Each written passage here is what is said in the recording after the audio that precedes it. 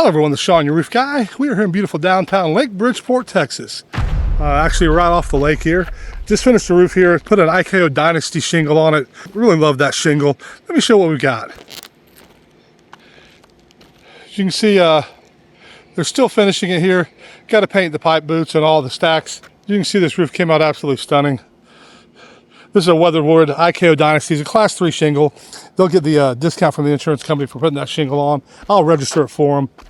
As you can see, we're right across the lake from Lake Bridgeport. We've got a lot of projects going on in this area. Right across the lake is a town called Runaway Bay.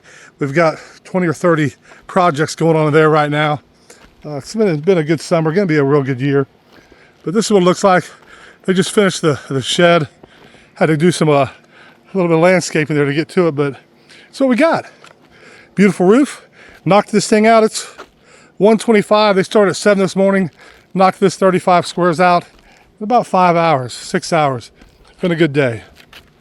Anyway, I'm Sean Ben with Accelerate Roofing. You guys have a great day and be kind to each other.